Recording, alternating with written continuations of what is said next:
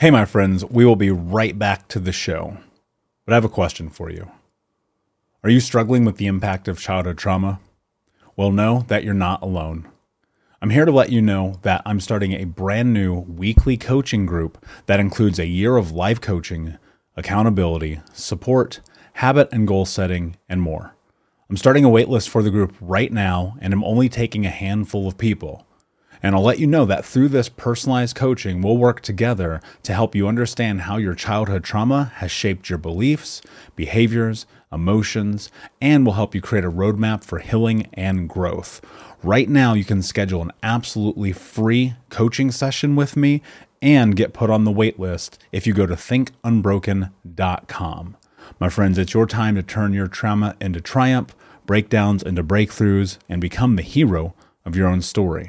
And I'm here to support you in doing that. Just go to thinkunbroken.com to register for a free coaching call with me and to get put on the wait list for the brand new weekly coaching program.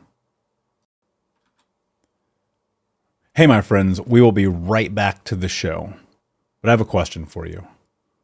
Are you struggling with the impact of childhood trauma? Well, know that you're not alone. I'm here to let you know that I'm starting a brand new weekly coaching group that includes a year of life coaching, accountability, support, habit and goal setting, and more. I'm starting a waitlist for the group right now, and I'm only taking a handful of people. And I'll let you know that through this personalized coaching, we'll work together to help you understand how your childhood trauma has shaped your beliefs, behaviors, emotions, and will help you create a roadmap for healing and growth. Right now, you can schedule an absolutely free coaching session with me and get put on the wait list if you go to thinkunbroken.com. My friends, it's your time to turn your trauma into triumph, breakdowns into breakthroughs, and become the hero of your own story. And I'm here to support you in doing that. Just go to thinkunbroken.com to register for a free coaching call with me and to get put on the wait list for the brand new weekly coaching program. You're listening to the Think Unbroken podcast, and I'm your host, Michael Unbroken. I'm an author, speaker, coach, and advocate for adult survivors of childhood trauma and abuse. In this podcast, you will learn how to transform your trauma into triumph, turn breakdowns into breakthroughs, and go from victim to being the hero of your own story. You can learn more at thinkunbrokenpodcast.com, and of course, check us out on Apple Podcasts and Spotify at Think Unbroken Podcast. Hey, what's up, Unbroken Nation? Thank you for joining me again on the Michael Unbroken Podcast. Today, I have a very special guest, my friend and podcast host, Ameé, who hosts the One Broken Mom podcast. No, we are not related, probably, but here we are. So how are you, my friend? What is going on? I haven't talked to you in a couple of months now. The world is still upside down, but how's your world? Well, yeah, aside from the outside world being completely upside down, it hasn't been too terrible. We're talking somewhere, in the month of October. And so what I've had to deal with on top of, chaos world is back to school. And doing with that in my personal life as well as with my, my professional life and the challenges of not having anybody ask me if I wanted to take extra time out of my day to educate and be a homeschool teacher for my teenagers, and kind of addressing the, the feelings I have about that, and try not to get too pissed off about how, it seems like a lot of women are in that position and that doesn't seem fair. And yeah, it's just one more cause on top of the other, but that's the cause du jour, it seems like in day. And then the stress of all that, like it's stressful to do that. Yeah, it's kind of like a la carte, pick the thing that's going to make your hair fall out today. Like we are literally like a week away from flying snakes. Like I just see it coming. There's no doubt. Yeah. So as we get started, I think it's really important because I know you, but I would imagine that some of my listeners don't. What's the deal? How did you get to where you are? You can go 3 minutes, 5 minutes, 20 minutes, whatever you feel like you want to get out right now. I love your story. I love your journey. I read somewhere or listened to a podcast early on, and you said the most powerful, awesome, and dangerous person in your life is our mother. And that's when I noticed you. And so I kind of wanted your journey and your story. Like, how did you get to where you are right now? Okay, cool. This will be my TED Talk. So everybody get settled in. No. Sweet. Well, my rebirth day is this date that I use for everybody. And it really has a lot of meaning to me. And it was December 17th of 2017. And it was a day that after, several months of having the latest relationship completely implode on itself. And this relationship was connected to businesses that I loved and devoted a ton of time working into. And it happened in the same year that my kids needed, their dad no longer wanted to be their custodial parent. So there's a story in there as well. And I had spent months going, man, Ameé, you have just been able to recreate, the same, up in your life over and over and over and over again. You got to do something different. And so I'd spent months and months and months and months reading. I think when you and I talked, we had similar things like white papers. Like there was nothing that was untouchable to me. If it was a psychology journal, if it was a research study, if it was a self-help book that somebody wrote, I was everywhere. And I came upon one book by one of my guests that I had on my show, Wendy Bahari, and it was Disarming the Narcissist. And the words were childlike and powerless. And for the first time ever in my entire life, I had this bright flash, literally like stroke moment where it was just like those words hit me. I instantly burst into tears because this memory that I'd had in my whole life at 40 some years old, if I remembered this one moment in my life when I was 5 years old, I always cried. It was just this, eruption of just this strong fear and scariness and sadness that I felt. And that moment was when it connected of like, holy crap, like this whole thing about childhood trauma is a real thing. And I began to then go back in time through everything that I had been through and started to, kind of like look and see how everything kind of stepped into place and how I finally arrived at that moment and why. And then from that point, how I dedicated myself to, if all of those experiences in my life made me the kind of woman who, was really struggled with being a mom herself. Didn't matter if I wanted to be a mom. I wanted to be a mom. I just didn't know how to be a mom, and I was terrible at it. I picked people that were going to be abusive and controlling towards me over and over again and thought I was strong enough to overcome it. I didn't realize that, my whole world and what people should do and how they should treat each other was very warped and shaped by only a few people in my family. And I didn't know how to break out of that. And I knew that if all those things made it to this place where I was sitting on a couch crying, pacing around my house, certain that I was just cursed, that's what I was as a human being and as a woman. I was just cursed. Then I could not do the same things to my kids, the two kids sleeping down the hall. Like I had to change, dramatically at that point. And so then I dedicated myself to hardcore therapy weekly. And for two reasons. One was to heal me so that I could get rid of the curse, the intergenerational curse that trauma does to us. And at the same time, I could fix the kids because unfortunately, they'd already had me as a mom for the first 12, 13 years of their life. And I needed to undo that. And I needed to get them on a path forward so that they weren't in their 40s sitting on a couch, broke, alone, depressed, feeling the same feelings that I had at that moment in time. And my takeaway out of that, and as I sat there for a while, was that my story didn't seem that remarkable. I hear your story and I'm just like, holy crap, man, you've been through some, right? I think that most people would look at my life for the most part and go, yeah, that's how I grew up. That was my life. Yeah, my mom, my parents got divorced and, my mom remarried a half a dozen times. And yeah, my family was a little strict and rough when it came to, discipline. And yeah, we had some beatings going on. That's normal. I was totally put in charge of taking care of everybody as a young child. I mean, because, mom was whatever, working too hard or emotionally unavailable or whatever. I mean, the story wasn't that remarkable for me and why I easily dismissed it as no big deal is why then I believe that it was so important to actually become an advocate for it and kind of like creating an environment and conversations for people to have like a shame-free, judgment-free discussion that saw parents as humans, some of them a little bit more than others, but still humans, and that they, in their sense of messed upness, probably came from their own parents of having their own deals and, depression, war, poverty, whatever it was. And I mean, we could just keep going all the way back to Adam and Eve on, childhood trauma. And if we could look at that and not ignore it and then start to respect that the science is showing now that neuroscience is a thing, that we know now how neural pathways are formed. We understand brain architecture in ways we never knew before, that we have an obligation to ourselves, especially if we're parents, to make some really hard changes in our lives. And that's where I then decided that this was hard for me to get to this place. Like, this wasn't just an aha moment, but it took all the time, like you did, research, reading, attacking the problem from a lot of different angles until something finally clicked. Like, I just was relentless on myself of not giving up on changing myself. And then once I did it, I was like, man, that was really hard. That's got to be really hard for some people, to do the same thing. And how can I help them? Like, what can I do? Like, that's my purpose now. Like, everything I lived through, everything that I dealt with,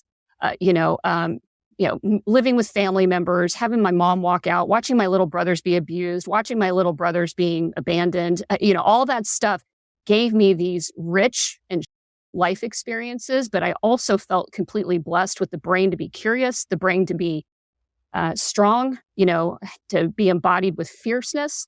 And that if somebody needed somebody on their team to help them get through that was what my job was. That's my job. That was my purpose. I knew at that moment on that day too, my life is never going to be the same.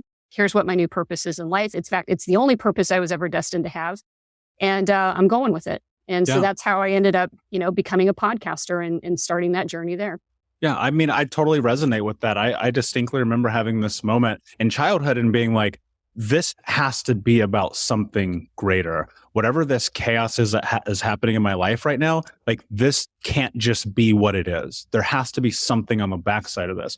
Now, of course, up until that's a retrospective understanding. In the moment, you're like, please, somebody come save me, rescue me. Where is Mr. Moneybags? Like, somebody put me in a car and take me away from this and give me all the things that I should have as a child. And you discover, obviously, that person's not coming. No one is coming to rescue you. And you step down into what I call the vortex, that darkness, that place where you're just immersed in this place of just pure chaos, destroying everything around you and everything you touch ad nauseum, right? Again, in this cycle, again and again and again and again.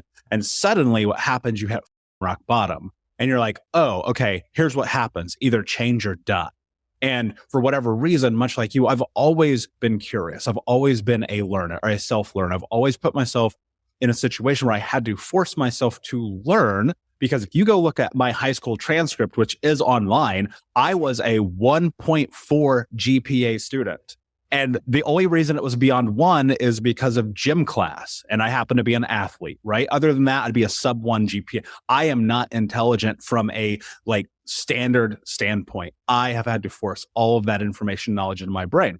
But here's the thing that's really interesting and captivating about it. Without that breakdown moment, that complete emotional, physical, mental exhaustion and looking in the mirror and going, okay, I'm going to die if I stay on this course, I would not be here talking to you right now. One of the things that I'm so curious about is, as you are in this place of now helping guide other people down the same journey that you are, what is the impact that it has had on your life since?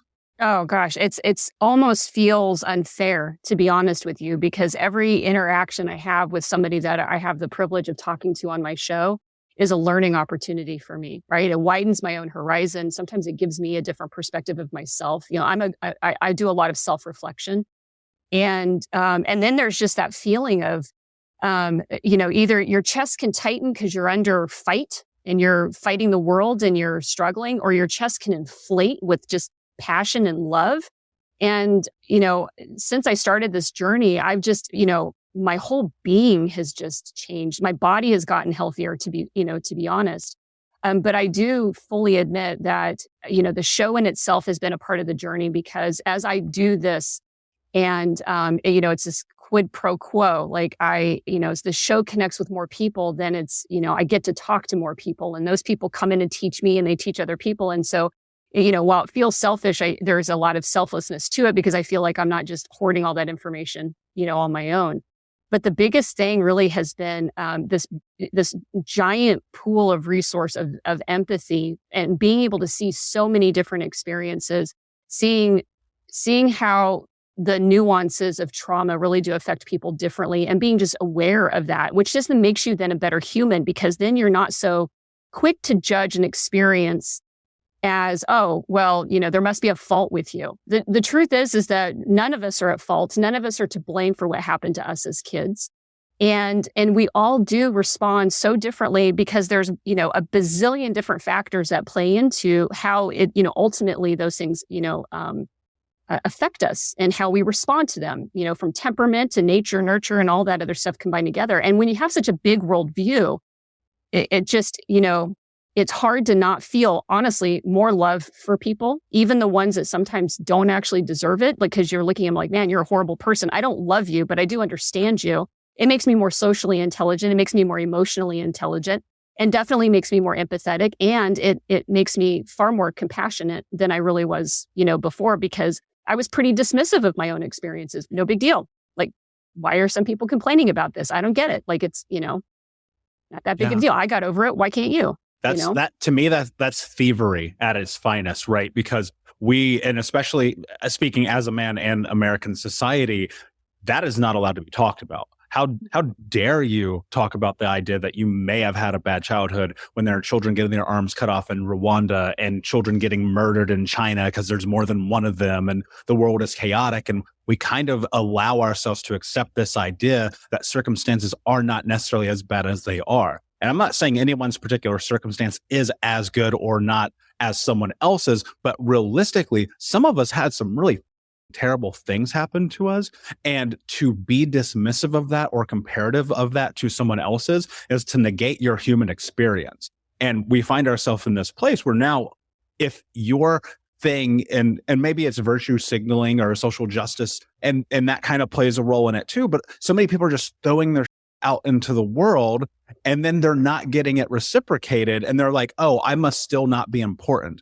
The thing that we have to recognize, and I want your opinion on this because I'm so curious about your thought processes, when I look at the state of the world that we are in right now and understanding that so many of us have had so many traumatic backgrounds, and looking at social media as a whole being this thing that is comparative mechanism, it is literally a device that we look and go, is my life as good as this person? And yet, no one is sharing the darkness in authentic ways there. What kind of factor is that playing in people's mental health right now? Right? You see it firsthand because you have these incredible conversations with people who are in this space. Yeah, it is. I believe that people are starting to recognize that kind of that toxic, the toxicity of social media from that perspective of the, totally showing all the highlight reels and none of the reality. But the other thing that I think that actually prevents that in some ways, which is really kind of, painful, is to think about when people do get vulnerable and share their experiences, if it's not in a safe place, and social media is not honestly a safe place, unless you actually curate your friends list and you make all your posts completely private and everybody on a one-on-one personal level, it really is unsafe to expose your vulnerabilities and your weaknesses out there. And I've experienced that, and I'm sure you've experienced that as well, And so, people, if we can't handle the discomfort of someone else's experience, because of our own inabilities of being able to acknowledge our own negative experiences or negative beliefs or negative feelings that we have, I think that right there is kind of the poison that's in the system, because it's what will limit us from being able to have these spaces and these conversations with one another that are honest and not judgmental and intended to neutralize shame rather than build up on shame. But there are too many people that, because they don't have that sense of their own self-awareness and of their own humanity, and like you said, they deny their own experience. And then they've grown up with the messaging of, stop crying, shut up, don't be weak, don't be whatever. And you're only doing this for attention. That's one of the most toxic phrases out there, is like, you're only acting this way for attention. And I've heard that out of parents when talking about a kid that's acting up. And that is dangerous for that kid, because that kid is signaling to you that they are hurting. And they're trying to get your attention because nothing else seems to be working for them. We as adults still do that to each other on social media. And so why would people want to show anything other than their highlight reel, right? Like, you rarely get attacked, for showing your great vacation pictures. But people will judge you if you make a post. And I've seen this, like, I decided that I'm leaving my situation. Some people will support you and some people will go, well, did you actually put in enough time to make it work? Did you? And a lot of people just can't do that because, again, it's not a safe space, Yeah. Here's what I think is really fascinating is you and I have had this experience of negating our own experience, but you mentioned something of being able to acknowledge your own situations, the things that have happened to you, and be able to, for me, I use the word ownership, right? Mm-hmm. Not ownership as in, i.e., this is my responsibility, but ownership as in, okay, yeah, this thing happened to me, so I need to work through it. Where do you even start, right? Because what I'm so curious about is like, what was your catalyst? Because for me, it's this rock bottom moment. I'm looking in the mirror. I'm 26 years old. I'm 350 pounds, smoking 2 packs a day. My life is up. And I was like, enough, like it's gotta stop here. I think, and maybe hopefully you'll steer me in a different direction here. I think that because we are humans and innately we require pure suffering to create change. Mm-hmm. I don't know that anyone has ever created change worth note without suffering rock bottom. Was that your experience as well? Yeah. And my rock bottom was more like it was a gradual tumble to the bottom, clawing at the walls, trying to keep it from happening. So it was like a level and a level and a level. And, which is painful, right? It's painful when it takes you a long time to get to the bottom because you get bumped and bruised definitely along the way. One pivotal moment that I had in 2017, kind of as I was sitting there, in the middle of destruction again and trying to figure things out and trying to understand is I sat there as I was having another, baseless argument with my ex that I was, relationship that was coming apart there. And I got tired of it being a tit for tat. Like, well, you do this and you do that. No, I don't. That's not what I meant. I mean, which is just a dysfunctional way of trying to like have a conversation, and repair a conversation relationship. And it was never going to be anything other than that because this was an abusive situation that I was in. But I sat there and I thought, what if everything he's saying is 100% true? I mean, and I'm like, I know it's not. Like, I know that he's narcissistic and he's abusive and whatever, but let's just suspend reality for a moment. What if I'm sitting here and I let everything he says to me and all of his accusations and all the gaslighting, what if it's all true? And believe it or not, that was the moment at which I was able to finally take some accountability for some of the things that I did. Not that I deserve to be abused. Nobody ever deserves to be abused, but it did alter my perspective of how to view myself from the outside. So what was I doing? Well, yeah, I'm actually deflecting a lot. I'm answering too quickly. I'm defending my positions, but do I have growth opportunities in this conversation? Like, is there something I can take from this? Was I behaving, all the time as a considerate person? No, actually there were times that I wasn't doing that. And I was able to go back and go, not everything that he said was true, but that level of kind of skeptical thinking and self-awareness then allowed me to kind of approach a lot of other things that way because it allowed me to be able to see my accountability. Then when you get to that point, when you're actually starting to take accountability, that's when you hit the bottom. Like, to me, that was the bottom of like, holy, I'm responsible for a lot of stuff here. Like, I was clawing at the walls, keeping myself. But once you start to actually go, man, look what I was doing the whole time. Look at all these excuses I was making for myself. Look at, I had this one moment where my daughter was sitting next to me and she leaned her head on my shoulder and it made me feel so uncomfortable because that loving act was just so abnormal to me as mom. Like, I didn't know that feeling because I had no relationship with my own mother.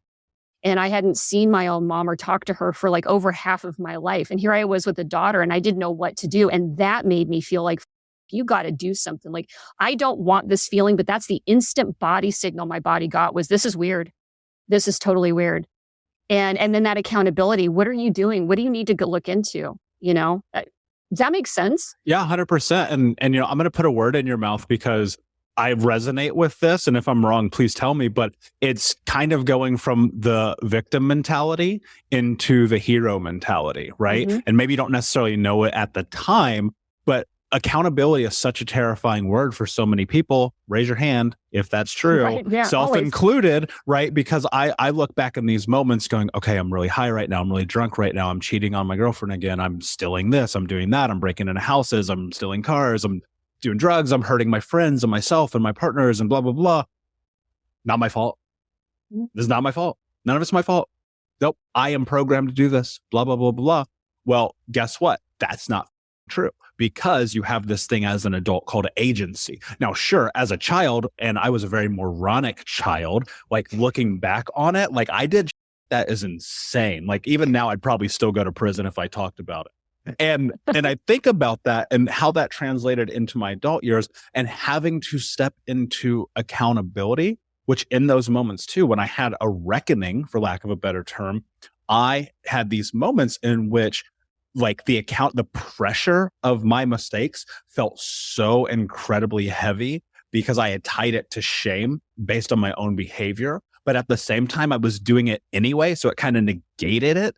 And I kept doing it and doing it till that rock bottom came. And within that, this idea of accountability and responsibility, and a word that I love, which you just use, excuses, I had to have a reckoning. I had to have a coming to Michael moment and go, I created a framework for which in that moment, I set up the baseline for the rest of my life. And it's very simple. No excuses, just results. Because I had recognized that I had only been measuring myself against what had been laid down in the road for me. Everyone had said I was going to be a failure. Everyone had said I was going to be a loser. Everyone said I was never going to be capable of love or happiness or health or growth or any of those things.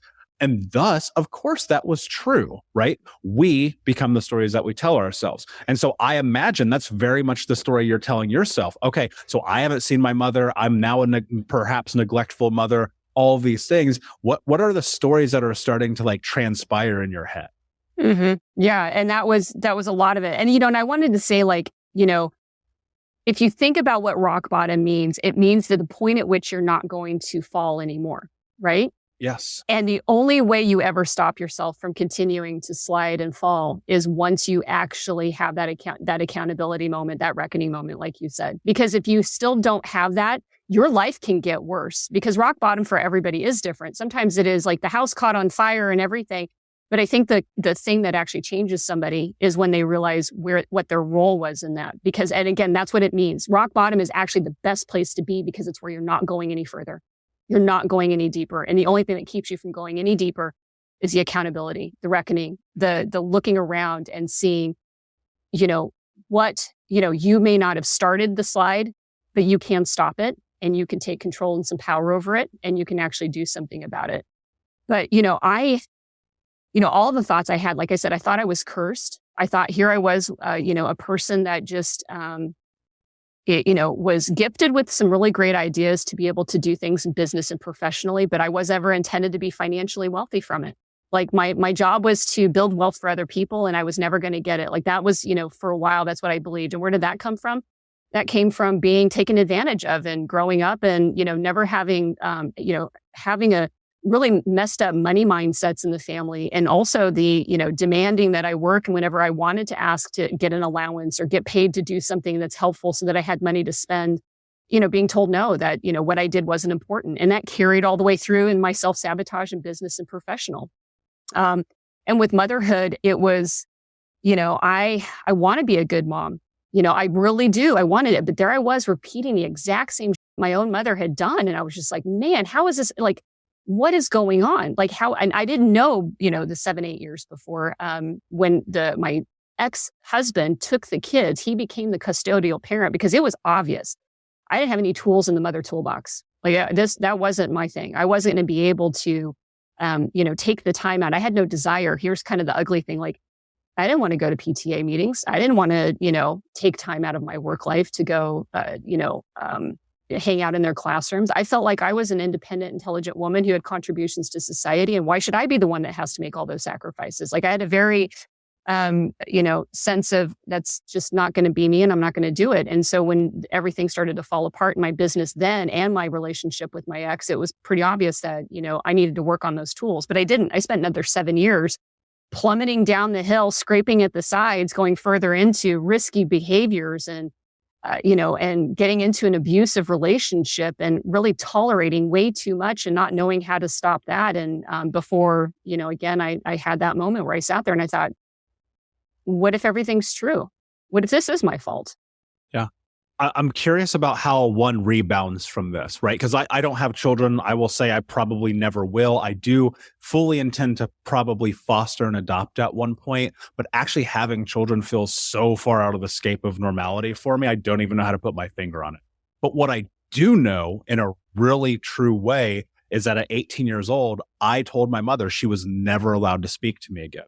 It literally was my saving grace because of her abuse, her neglect, the amount of drugs and alcohol, her being a bipolar narcissistic, like threatening to kill me and my brother, like the list goes on. It's like a dark comedy times 10. And I remember distinctly, I told her, I was like, you are not allowed to be in my life. You're not allowed to speak to me, show up, call me, text me, email me, Facebook me, MySpace me, because I'm not old. Like none of those things you're allowed to do. And until the day she died, about 6 years later, I only actually saw her one more time. We'll be right back to the show. But before we do, I want to tell you about today's sponsor, factormeals.com, where if you go to factormeals.com/unbroken50 and use the code unbroken50, you can get 50% off your first order. That's factormeals.com/unbroken50. If you're like me and you are a person who is busy trying to create a life, heal, work on their health, wealth, and relationships, and not to mention deal with the day-to-days of normal life, you do not have time to be going to the grocery store and trying to figure out what you're going to cook every single day of the week. In fact, one time I did the math and I realized I was spending over 15 hours a week at the grocery store and cooking. When I added Factor, I got to use that time for myself, for my family, for my friends, for my community, and for my business. And so if you're in the place where you need some more support in the kitchen, head to factormeals.com/unbroken50 and use the code unbroken50 to get 50% off. And even to this day, it is still one of the most important decisions that I've ever made. I had given her opportunities upon opportunity upon opportunity. You're talking about like a 12-year-old boy who would go and sit in AA with his mom and be blamed for her problems. And I recognize that that was not true, right? Because for whatever reason, I'm super cognizant as a kid. And so opportunities had fallen. I had said, this is the end. Because you can only, shame on you. What is it? Fool me once, shame on you, blah, blah, blah, right? You know that thing. Yeah. And so eventually I came to that recognition. How being, I'm not labeling you, you are like my mother. That's not what I'm getting at here. Yeah, how, when you are in this place where you're like, oh, I've made so many mistakes. I am repeating generational behavior. I see where this is going because I have had a similar experience. How do you flip that? Because there are people right now who are listening to this, because trust me, I know the people who reach out to me who go, my kids won't talk to me. They're mad at me. I'm stuck in my trauma past. I can't seem to get them to connect with me. How do you flip the script? How do you step now into the unknown here? Yeah, well, it's terrifying, but yeah, I've said this before too. The fiercest act of motherhood I ever took was putting myself in therapy, and not just studying what I needed to do to heal myself, but actually committing myself to studying how to parent as a trauma-informed parent. How to see not only the specific, abuses and neglects and things that I had, but what do we do as a society in parenting that actually contributes to this intergenerational passing on? How do we as good parents neglect our kids and all the other ways? Because that actually has an impact on a kid's, confidence and abilities and belief systems. In many ways, the ship had sailed, the horses had left a barn, they were gone. By the time my kids came back into my life full time, they were undergoing another set of trauma for them because their dad, they were both entering into adolescence, and that's a whole nother brainstorm for the human brain, from 11 to 25, and it's profound. And he was beginning to have his own traumas starting to play out in his parenting, and it was getting very difficult for him, and he gave up. And he had called me up in, early 2017 and said, either you take the kids back or I'm sending them to my parents. And the kids didn't know that that's how their dad felt, but there had been a lot of really bad situations in that household. And I had decided at that point that come hell or high water, I was not going to abandon my kids. My kids were not going to grow up because I had had my own mom walk out on me. I had been sent away to live with other family members. I had been rejected time and time again by my own mother. There was no way I was going to ever do that to my kids. But at that point, I didn't even know I was still dealing and had all these problems, in me. So by the time you fast forward 10 months and I'm sitting there on the couch, I'm like, I have to do that. Like, I have to get in. And the first things I did with my kids was, they just need to know that you got their back. They don't expect perfection. Children don't need perfection. In fact, it is okay for them to learn how imperfect the world is and how imperfect humans are and how that's okay. It's not to be judged or shamed or, if you make mistakes, it is, to admit when you've messed up and let them know and then actually show up like you're changing. And my kids have shared with me, and here's what I do wish. I wish that as soon as I started therapy in January of 2018, that within 6 months, everybody would be fine. And that didn't happen. My daughter has been dealing with depression because she had dealt with abuses in that other household that she'd been living in. My son, really had a lot of issues, because of his relationship with his dad. I mean, at the end of the day, I think the kids would think that, when push comes to shove, they had more issues that they're still working through with their dad than with their own mother, even though I feel like, the whole thing started with me, being mom. But like you said, and like I've said before, the most powerful person in a child's life actually can be their mother. And that means you can destroy them, or you can be the force that actually brings them back if you are committed to, doing whatever it takes at all costs. And that means, if all cost is, hey, you've got to figure out how to parent yourself because you can't parent yourself and your kids at the same time. So, an adult needs to show up and you can't, be a 14-year-old trying to parent your two children. You got to be an adult, Ameé. You got to be 40 years old. You got to be an experienced, capable, competent, compassionate mother to them. So work on your so that when they have their, that's who shows up for them, not the kid, not the, the angry teenager, not the scared 10-year-old or 5-year-old. Show up as the mom that they actually need for you. Handle your own off to the side. Don't make it their. That's yours. Yeah. Go to therapy for that. And my kids today, we've had conversations about this, and the difference between their parents and their eyes are they have a parent who may not be perfect, but she's working her off and they see it every day and they love and trust that I really do. I'm here for them. And then they have a parent that they don't feel that trust with. And I think that when you have one of those situations, that's the first thing you got to get back. You have to respect who they are as individuals. They're humans. They aren't mini versions of you, and you show them, that you care about them entirely as who they are as people. And you own your mistakes and then you do something about it. Like that accountability matters to everybody. Kids or adults, right? Like you and I have talked about this before. Like, you don't earn respect or apologies from people if you don't back up your change. And as a parent, you have to change. Now, can you bring kids back to you that you've damaged? Yeah, maybe you can. But the only way that that'll actually happen is, again, you live in a different way and they can see the actions, not just the words. And a lot of people, words are cheap. A lot of people hope that they can just say sorry. And I think people have a right to sit back and wait to see if there's actually something. And I had a guest on my show that, had a terrible relationship with her mom. Her mom was a co-abuser as she grew up. And she never imagined she'd be able to have a relationship with her mom. But here's her mom. Her abusive dad passed away. Mom started doing work on herself. Mom took accountability. Mom started to make it. And she's like, it's slow, but I'm hopeful. Because what she does, this mother every day shows up as this changed person and has been doing it day in and day out. So that's how. Yeah. And I agree with you. Actions do completely speak louder than words. We feel things that you do as in human beings versus the things that you say, right? It is tangible. Words are not tangible. I can't touch, I'm sorry, right? But I can feel you showing up and doing the things that you said that you were going to do. I also think there is a place for words. And one of the questions, and I don't know how to answer this, and I always tell the people who reach out to me with this question, I say, you have to do what feels best for you. What are your thoughts with how you communicate your traumatic experiences with your children?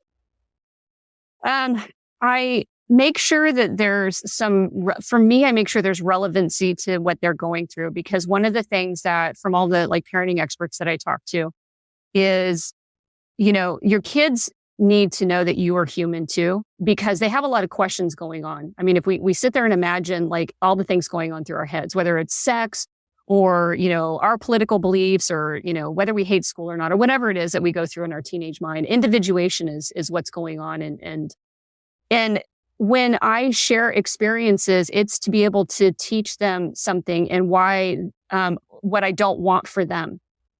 So, for example, I had a long conversation with my son one afternoon, and I said, listen, this is why I believe in these things. This is what happened to me and why it made me do these other things and why now I'm fixing that. And we talk about finances a lot because I self-sabotaged terribly, my financial situation. I mean, I torpedoed it in so many different ways. And so when I talk to my kids about saving and, not taking out a lot of debt and, how to do budgets and, and I keep them in the conversations to a safe extent over like what our certain finances are like. Well, like, gosh, guys, this is how I budgeted it all out. I take it all back to, I was never shown this. And as a result, what happened to me was that I didn't value money in the same way. And I didn't value myself with money. And I made several mistakes.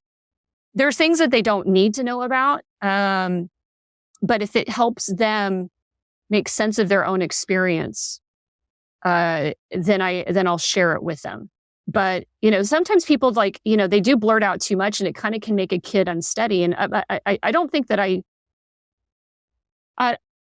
definitely try not to do that, right? Because there's the other danger, which is enmeshment, where you talk so much about your trauma and your weaknesses, and then you're relying on your kids to be your emotional support through that. And so when sharing trauma with my kids, it's done in a way of, I'm a parent. This is something that happened to me in my past. You don't owe me any emotional support for this. That's not your job. Your job is to be my kid. My job is to support you emotionally, not for you to give it back to me. And I think there is a danger when a parent blasts out their trauma, like, you keep treating me like my dad did, and if you've just gone on about how your dad was, an abuser, you just told your kid you basically equated them to your abuser. And that's an unhealthy way of sharing your trauma story. So and I think people do that because it's also kind of that reaction. Again, that's one of those learning experiences, you gotta be mindful of how you say it. You really do. And that's entirely learned behavior, right? Because I even noticed my mother would say things similar like that. And then I discovered, there's levels of covert incest in there too, and enmeshment and all the things that start. And then I was carrying that over into my teens and adult life and my relationships, right? And then end up getting in the beautiful, wonderful codependent relationships. And we know how those go. Mm-hmm. And one of the things that had kind of hovered over me for so long was just the shame about all of it, right? Mm-hmm. And just feeling like, how am I supposed to share this, right? How do you, not only as a human being, but as a mother, how do you share these things? And whether that's in your personal life, in your professional life, with the kids, with the friends, with partners, how do you work through shame where it is so abundant in society right now? And especially when we have reflections of ourselves. For me, shame doesn't carry nearly the weight that it used to. I can talk about 99.9% of things in my life and be okay with it. How do you navigate that? Yeah, that's a great question. Because I did have a lot of, it took me a long time, for example, I've said this before about using a word, describing and being able to own that I was in an abusive relationship, because that felt victim-y, and I didn't want to feel, that's the shame of not wanting to feel like I'd been victimized by somebody. And I had to kind of sit with that. Like, what's stopping me? Like, I didn't ask for this. Like, I overlooked things, but again, that's that accountability. What do I do differently with my life to understand? How did I, what navigated me into the situation? How do I stay out of those? How can I honor and trust myself more? And my red flags, when they start, and the alarms start going off, why didn't I listen to my alarm system? That kind of stuff. My own constitution, though, it has a deep sense of confidence, self-confidence, and resiliency that while I have the same feelings of guilt and shame, and particularly around my parenting, like, that still brings tears to my eyes. I still feel ashamed that my kids have suffered because of some of the things I did and didn't do. But then I go back to, but you didn't know what you didn't know. Yeah, and guess what, exactly. Ameé? You're showing up today and you're actually making real concrete changes to that. And you have the evidence of that. Your kids are reinforcing that with you. The consistency with the show that I do and the work that I do is me showing up every day for myself to say, see, you're still working on it. And you should be proud of that, because not everybody, Ameé, does as much as you've been doing in this whole thing. So no, you can't change what happened to them. You can't rewrite history, but you have full power and control over the future that you're going to give them. And so don't worry about what you can't change, worry about what you can change. And that's my pep talk I have to give myself when I see my kids struggle and I realize, man, they wouldn't be there if I hadn't done that. And I pull myself out of that despair. Yeah. And that's such an important conversation to have with yourself, because again, it comes back to, we are the stories that we tell ourselves. And even now I have these moments. And I think when you've suffered and experienced enough trauma, you will always and forever have to navigate the shadow part of yourself, that part of you that says you're not worthy, you're not capable, you're up, you're the reason why this happened. And that self-talk narrative becomes smaller and smaller and smaller and more insignificant over time as you step further into it. But, where do you even start? Like, I recognize that, yes, rock bottom is a part of this. And my goal, one of the things that I really want to figure out how to do is, how do I mitigate the risk of rock bottom and interject before that moment? I don't know that this is actually a possibility per what we talked about a few minutes ago, but once you even get to that place and you're like, oh, okay, now I see, like, where do you even start? Right. A lot of people jump right into therapy, but my argument is, I think that first you need to have some introspective reflection and educate yourself. But that's my thought. Well, and that's how I got there, and I think that that's pretty normal, because therapy can be really, kind of mind-blowing for people that aren't used to having conversations with themselves, let alone now conversing words out loud in a room to another person. If we've never been able to hear ourselves tell our own story back to us, it will be almost impossible to be able to open up our mouth and tell that story to someone else. And so I do think that you have to sit with it on your own for a bit. If it helps to do self-help books, I always encourage that. I think that that's kind of the gateway to therapy is to go self-help and whatnot. And sometimes our gateway too is, talking with a friend, or whatever the case is. I also think that, you don't have to go as crazy probably as you and I did with all of the work, but, maybe groups are easier.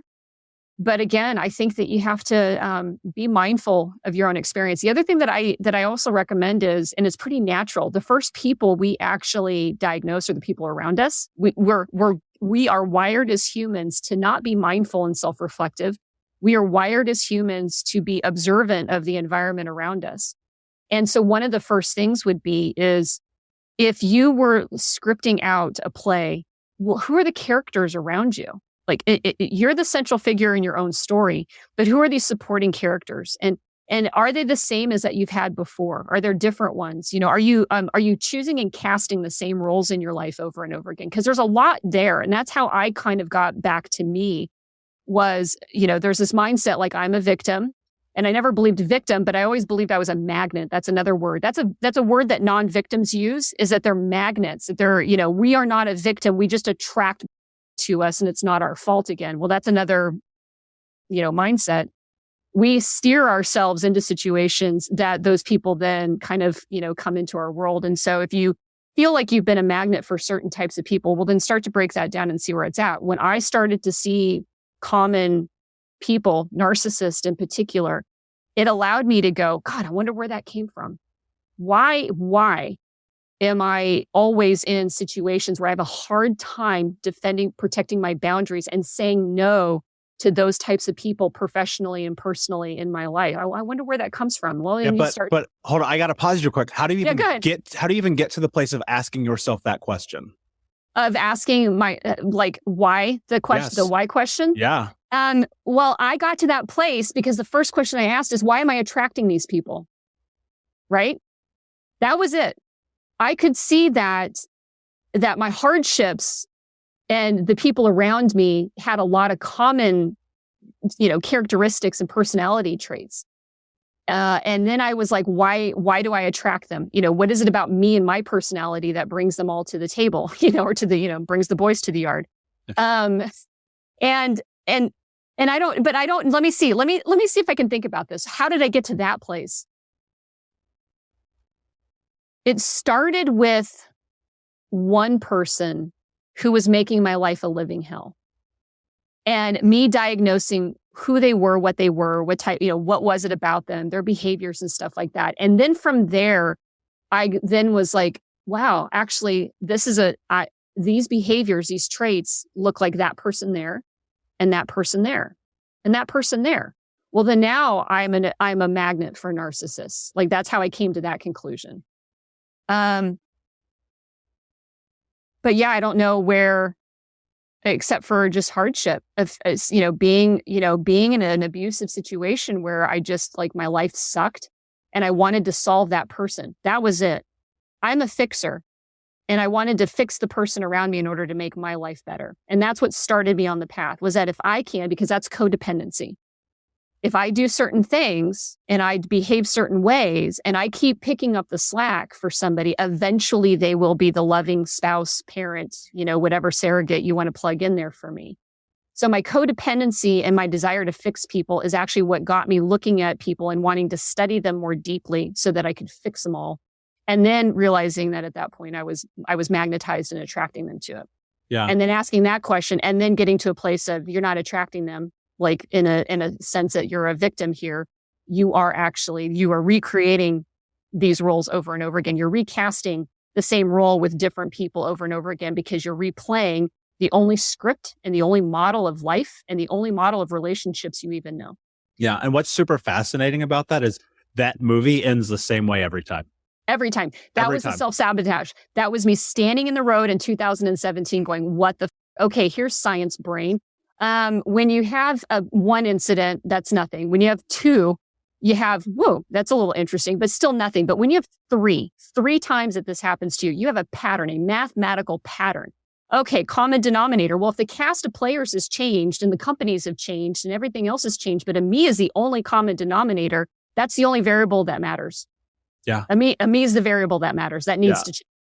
Totally. Yeah. And I think about that so often because I definitely am a reformed perfectionist, right? And I would spend all of my effort and energy molding everyone around me to justify my behavior, right? Because I was like, as soon as they get it, I'll be fine, right? Yeah. As soon as they understand what I'm trying to do, this will be fine. We won't argue. We won't fight. We'll be in bliss. Mm-hmm. Come to recognize that's nonsensical. And so as we start to kind of trail off here, first, I think this is beautiful. I love this conversation. What is the mission? What are you stepping into? What is the goal? What are you trying to build? What does your future and your understanding of not only your world, but the world, and especially around trauma, like paint me a picture? Yeah, I would love to, because a couple of years ago when I started this was all about my own personal experience, just trying to heal everything. And my one broken mom, idea is that I recognized all the fractures and the cracks, the scaffolding that was weak. I needed to tear it all down and build it all back up again. One thing, though, that I've always been passionate about, to be honest with you, is my drive as this very independent person. The oldest child tends to be that way. And especially if you've been neglected, you become a very independent thinker. You can deal with a lot of challenges and things. And it led me down into entrepreneurship. Like, I actually love entrepreneurship, but I also love being a cheerleader. Like, I love helping people. And I've had a chance to work with so many different business owners, particularly women. And as I've grown this amazing toolbox of just the psychology and really being able to get in and up my game on neuroscience, coming back to business has actually been kind of fun, because it's like, man, because I wanted to solve that other problem. How can I be this creative and intelligent businesswoman and not it all up again? Well, guess what? It's trauma. Like, it's literally trauma. Trauma is the reason why. I am a really good math person. I have a master's degree. Like, I have degrees and lots of things that contribute to business. So why couldn't I make businesses stick? Why was I chronically under earning and underpaid? Why was I in poverty after the last relationship? What did I need to do to change that and fix that? And that's either how you behave professionally, because you need to collect a paycheck one way or another, because things cost money. We're not in a barter system. We're in a exchanging of dollars system. And so I'm actually, after 2.5 years of like psychology boot camp into the world of trauma, I've actually been going back into and bringing that harmony into business and beginning to help, especially women understand how their traumas may be supporting or hurting their abilities for financial freedom and an ability to take care of themselves. And whether they are childless or not, not have to worry about some of the grooming that we have in culture based on that are trauma based help have some women relying on a spouse in order to be able to pay their bills and, salary gaps and stuff like that. So my expansion out from this point is coming back to the other passion that I had coming in, which was business. And so applying all of this to business and entrepreneurship and, coaching and teaching and writing books. And I have a book coming out in the spring called The Fearless Woman's Guide to Starting a Business. And I'm excited about that. That's how I blended it and molded it all back. And that feels the most authentic for me because I'm not a therapist. I'm really terrible at that because I do have a hard time holding a lot of another person's pain. That's very difficult for me to do. So, sitting down and working one-on-one with somebody through all their deepest traumas, and it gets overwhelming for me very easily. And that's part of what my story is having to hold everybody else's trauma pain and having it overwhelm me. I get overwhelmed really easily. But on the other hand, I've always been super excited about helping people with businesses and creative and all the good stuff that's in there. And so this is the most authentic step for me. Yeah, I love that. That's really beautiful. And I resonate with that. I tell my clients, I coach people around the world and I say, I'm not a therapist. I don't care what happened in your past. We're talking about the future here, right? And I think that's really important. I think your past will always, always, always play a factor in who you are right now, but it doesn't get to dictate your future. And so being able to step into that and recognize your power, which is what you are doing, tongue-tied, that's really powerful and really beautiful. And I actually have hosted a course about trauma and entrepreneurship in Singapore and Thailand and London. And it's so profound. If you look at the correlation between failure in business and trauma, it is hand in hand, no questions asked. I think that's really beautiful and really powerful. I super encourage this. Tell everybody where they can find you. Awesome. Thank you so much. So I'm at ameéquiriconi.com is a good jumping off point. So, and I'm sure you'll have a podcast now, somebody needs to figure out how to spell that. Yeah. But that's my main website and you'll get, links to my books, my social accounts. You'll see, the podcast is on there. The podcast show is One Broken Mom. It's on every platform. It's also on Alexa and on Amazon and Spotify. So you can actually listen to the show there and subscribe. I'm in this 3rd season, so I'm pretty excited about that. And, as I mentioned before, I have a book that'll be coming out in the spring of 2021. And so that's kind of the plan is, I've been developing online courses that are really business related courses, the business and the harmony with the psychology and the underlying stuff. And I have a few of those that'll be coming out at the end of the year, beginning of the next year. And, I've actually been toying with doing a business oriented podcast. So taking trauma and keeping One Broken Mom as that raw, deeper stories and working with the psychologist, but then tailoring my Fearless Woman's Guide to Business and creating a show on that. So we can kind of blend the two of them together and have examples of entrepreneurs and business people that have had to come with this inner work and their inner world and how they've been able to turn the corners, the real corner, turning, not just, I applied this new social media content planning campaign or, I was able to get $20,000 in startup funding. That's not the hard stuff. That's the easy stuff. The hard stuff is turning your life around and building a business or changing careers, to fit your purpose and your passion because you're letting go of your past and you're moving on. I mean, those are amazing stories that I can't wait to tell. Yeah, that's beautiful. And I've been in entrepreneurship for 25 years-ish, and some legal, some not. And the one thing that I've discovered in all of it is that the best entrepreneurs, the people who are the people we recognize as entrepreneurs, they own themselves. Mm-hmm. And that is the difference between success and failure there. So it's beautiful. I can't wait to hear these stories and see it. My last question for you is, what does it mean to you to be unbroken? To be unbroken. For me, I think that's a great question. Because I think of the Japanese, and I can't think of the name, I wish I could, but the Japanese pottery of taking cracks and filling them with gold.